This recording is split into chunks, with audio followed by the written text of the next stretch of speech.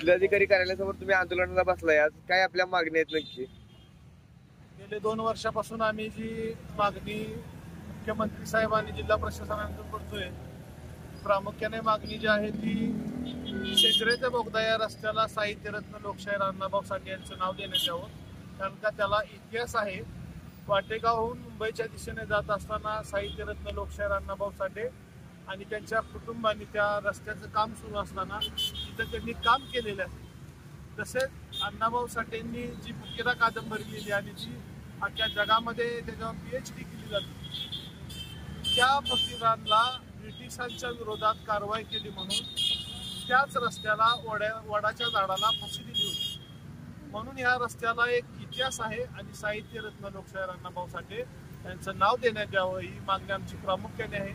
तसेच साहित्यरत्न लोकशाहीर अण्णाभाऊ साठे यांचं स्मारक व्हावं शाहू चौक येथे आणि ते सुरू आहे. मला वाटतं आता 12 फुटी पुतळा, पूर्णाकृती पुतळा अण्णाभाऊ साठे यांचा बनवण्याचं काम सुरू आहे जलद गतीने आणि आता ते काम पूर्ण होईलच. परंतु त्याच्या सुशोभीकरणासाठी जो निधी लागतो तो निधी आम्ही मागणी केलेली आहे मुख्यमंत्र्यांकडे आणि जिल्हाधिकाऱ्यांकडे 1 कोटी रुपये आपण निधी देण्यात यावा. तसंच आता मध्ये आम्ही 1 महिन्यापूर्वी उपोषण केलं होतं.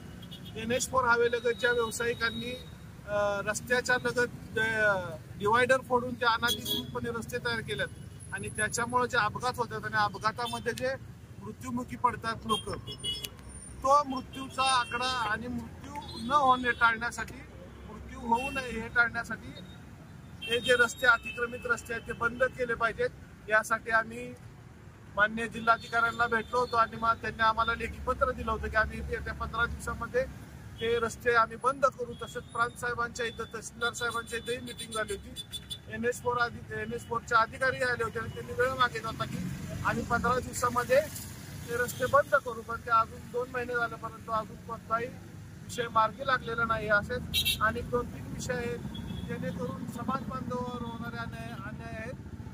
जमिनी लाटणे, काम करून घेणे आणि त्यांचे पैसे न देणे हे विषयही SP साहेबांपर्यंत आम्ही पोहोचवलेले आहेत.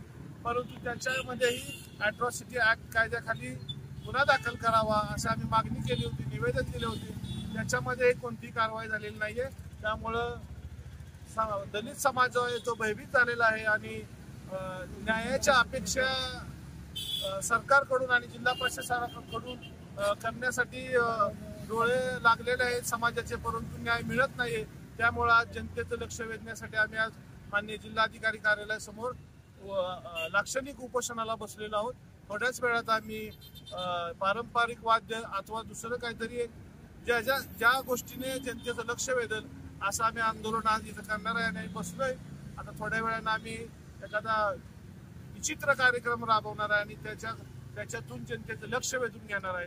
सातारा म्हणजे IG साहेब आहेत, 2-3 विषय पोलीस प्रशासनाच्या निगडीत आहेत. त्या विषयाचे आम्ही IG साहेबांना भेटणार आहे. जर आम्हाला कलेक्टर साहेबांनी वेळ दिला आणि जर आमच्या मागण्या मान्य केल्या किंवा न्याय दिला तर आम्ही IG साहेबांना भेटणार नाही. पण नाही दिला तर आम्ही 100% आजच्या दिवसभरात IG साहेबांना भेटून निवेदन देऊन त्या विषयामध्ये न्याय मिळवण्याचा प्रयत्न करणार.